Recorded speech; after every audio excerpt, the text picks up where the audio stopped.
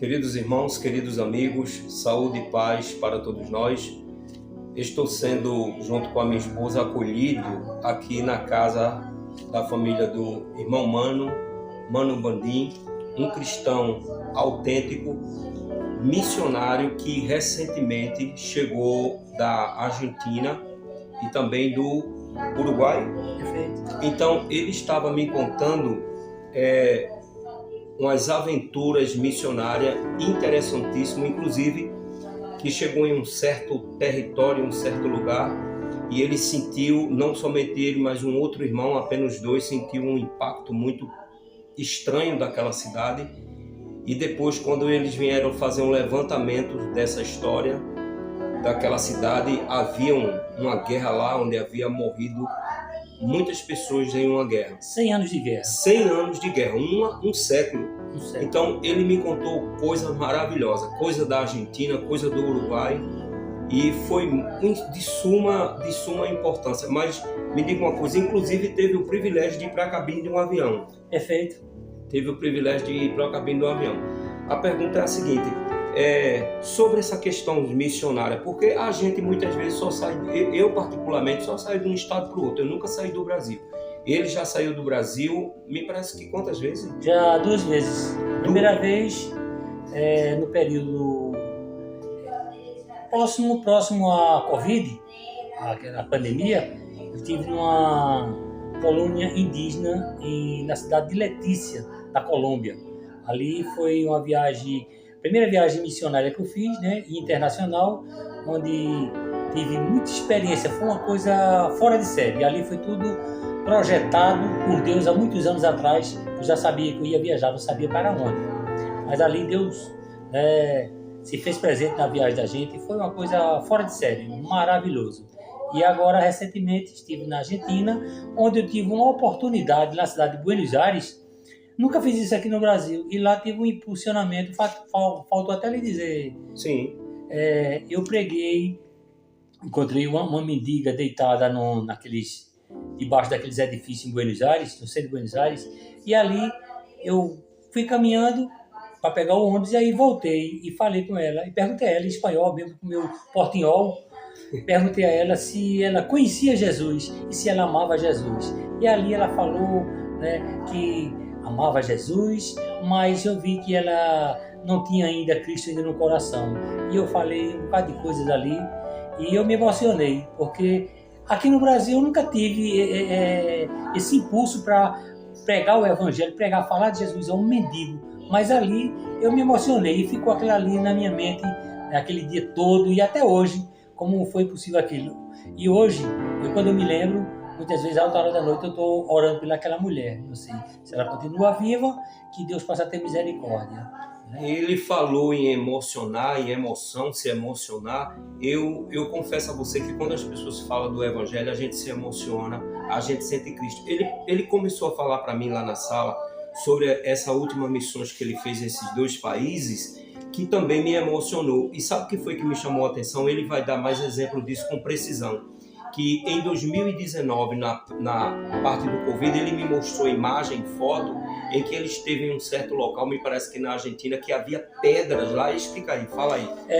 No centro de Buenos Aires tem um monumento, né, de um herói em cima de um cavalo, e naquele monumento ali é uma praça também.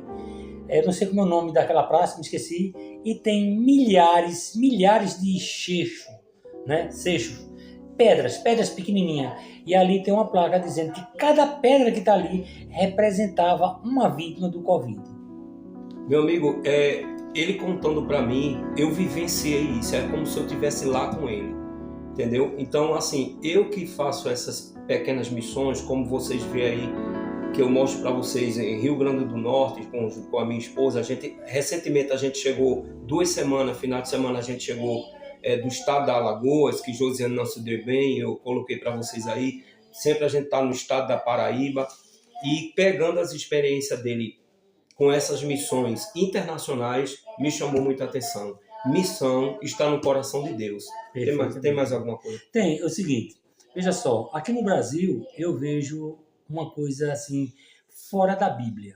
O que é que eu vejo fora da Bíblia? A Bíblia diz assim, A seara é grande e os obreiros são poucos. Eu vejo aqui muito obreiro de várias denominações e eu vejo aqui o seguinte, são muitos obreiros. Apesar que a seara é grande, mas são muitos obreiros. Na Argentina, praticamente não tem evangélico. Praticamente não tem evangélico. Aí eu fico pensando, cadê os desejos missionários das pessoas? Porque no centro de Buenos Aires, a igreja que eu visitei lá, a igreja presbiteriana, é composta de algumas pessoas que são de faculdade e vão encontrar no outro. Só vi pessoas já convertidas lá, não é? Uma minoria. E na periferia de Buenos Aires não vi igreja nenhuma, não vi denominação nenhuma, e muito menos evangélica. Então, eu creio que tem, mas é um número resumido. E nos interiores da Argentina tem pouquíssimas igrejas evangélicas e pouquíssimos crentes. Então, a Argentina precisa da gente brasileiro exportar missionário para lá.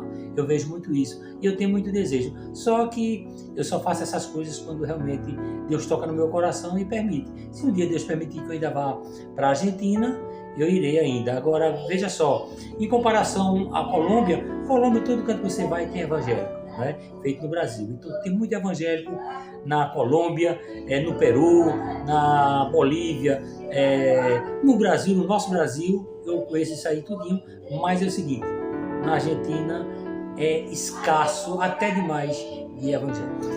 Mano, e sobre impedimento, perseguição, você chegou a ver nesses países que você andou, Colômbia, Argentina e também Uruguai, você viu essa questão de impedimento ou perseguição? O que é que você fala pra gente aí? Olha, no Uruguai, Colônia do Sacramento, eu também não vi nada, não vi uma igreja evangélica. Então, a cidade de Sacramento, a cidade de 26 mil habitantes, deu pra gente andar ela quase toda, né? Mas eu não me deparei com nenhuma igreja evangélica, nada. Agora, o seguinte, na Argentina, eu não posso afirmar muito que tem perseguição, mas eu acredito que não existe isso, é liberado o evangelho. Agora, só que tem uma coisa, as pessoas lá que vão lá como missionário, existe uma grande desconfiança dos argentinos. Primeiro, os argentinos são muito simpatizantes com os brasileiros, né? Questão do futebol. Apesar de que eu não tenho que dizer nada dos argentinos nessa parte, porque vi eles assim, um pessoal muito educado e muito fechado, mas não vi assim um povo como uma ameaça para brasileiro e nesse sentido evangélico. Agora que eles não dão crédito nada de que é evangélico, porque conversei também com pessoas católicas, mas as pessoas católicas só têm o nome também de católico, não são muito frequentes, então eu vi um pessoal muito frio no sentido religioso. Né? Agora, na Colômbia é liberado, é uma coisa maravilhosa e os colombianos gostam muito do Brasil. Agora, existe uma coisa, já que a gente está falando sobre missões, alguma pessoa que tiver desejo de fazer missões, se você chegar a dizer assim, eu vou lá para os ribeirinhos lá da Colômbia, você pega aqui ou barco ou avião, para você chegar lá você tem que pegar 3 aviões, como eu fiz, né? Para chegar na cidade de Letícia. Cheguei em Letícia, uma cidade muito bonita, cidade pequenininha, ela fica fronteira com a cidade de Tabatinga, cidade também muito bonita do Brasil. E aí é o seguinte, você pega um barco e se destina aí para as aldeias. Lá tem 22 aldeias. Uma aldeia a que eu fui, chamada chamada de Aldeia Macedônia, que pertence a Letícia. Ela tem...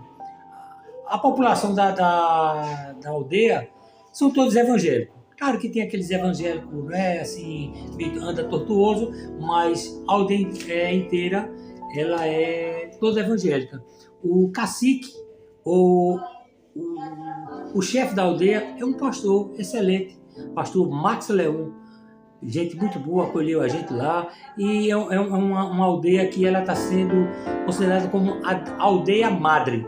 Né? Lá a gente fez uma campanha para dar motores para eles colocarem lá nos barcos, para eles fazerem evangelismo. Então, a ideia que a visita da gente lá há 6 anos atrás foi maravilhosa. E lá tem um grupo de missionários, né, da igreja presbiteriana, de outras igrejas, tudo ajudando essa aldeia. E o que acontece agora? Essa aldeia, Deus está abençoando tanto que hoje já está toda eletrificada com placa solar. Então, a aldeia hoje, se eu for lá visitar eles, já não é mais aquela aldeia que eu tive lá há 6 anos atrás, né? Então, isso é maravilha. Onde o evangelho está, onde tem união de pessoas crentes, né, com esse intuito de missões, Deus abençoa, Deus desenvolve. E ali eles consideram lá a aldeia como aldeia madre, ou seja, aldeia mãe para evangelizar as outras aldeias. Então são 22 aldeias que tem ali nas margens do rio Amazonas, né, Amazonas, puramente Amazonas, e essa é uma das aldeias que ela é 100% evangélica. Vocês aí em Recife, que eu conheço vários pastores e várias igrejas que falam de missões, que faz os cultos de missões e colocam aquelas bandeiras e enfim, entendeu? E o senhor, pastor Del, a quem eu admiro muito, o senhor sempre faz culto de missões, tá aqui um missionário autêntico que tem experiência com missão. Ele estava me contando essas aventuras de missionário, eu posso dizer aventuras, no sentido não numa aventura de turismo, mas numa aventura de assistir de perto o que é fazer missões. Foi com a igreja 8 pessoas, né? Quantos pastores? Foram 2 pastores. 2 pastores, tá? E eles sentem de perto o que é uma missão internacional, fora do nosso país. É sobre isso. Muito bom. E outra coisa, a minha intenção, quando eu fui para a Colômbia, que foi a primeira experiência, eu fui para profissionalizar esses indígenas. A gente chama indígenas porque eles são descendentes de índios, mas para você ter uma ideia, o pastor lá, que é o cacique, considerado como cacique, o celular dele é da Apple, né? Então bem avançado, se vestem muito bem. Agora, claro, é outra cultura, mas o pessoal muito acolhedor, são pessoas de fé, são pessoas convertidas, pelo menos nessa aldeia. E outra coisa, eu fui para lá para profissionalizar ele na área de refrigeração, mas infelizmente quando a gente chegou lá, o gerador da aldeia, na época era gerador, tinha se queimado, né? Aí teve que o governo de Bogotá recolher esse gerador, e o tempo que a gente passou lá, mais ou menos 15 dias, foi quando eles retornaram, mas a gente já não estava mais lá. Mas foi uma experiência muito boa e eu desejo muito ainda voltar. Mas com esse intuito, eles têm muito desejo de aprender. E eu tenho contato com eles constantemente, que lá tem os missionários chamados implantadores de igreja. E a igreja lá está muito propagada, o evangelho lá está muito propagado na região dos ribeirinhos, chamado região dos ribeirinhos. Uma maravilha. Se você tem desejo e Deus tem tocado seu coração, olha, não falta, a seara é grande de verdade. E agora eu vejo uma deficiência muito aqui no nosso meio, porque é muitos obreiros, um topando no outro, e a missão está aí, meu irmão. Pessoas que já são aposentadas, pessoas que têm com quem banque essa missão. Eu digo a vocês, se prepare, procure aprender o espanhol, porque tem a América do Sul inteira, lá da Colômbia até a Argentina, países à vontade da América do Sul que falam espanhol. Só não falo o Brasil, mas o espaço é grande para se pregar e propagar o Evangelho. E a gente sabe que quanto mais que propagamos o Evangelho, o que acontece? Apressa a vida de Cristo. Obrigado, amigo. Tchau, shalom. Até logo. Outra coisa, só um detalhe. Biblista, viu? É Bíblia, não é esses evangelhos fofos por aí que a gente vê, não. Até logo. Que Deus nos bendiga. Que Deus te abençoe. Tchau.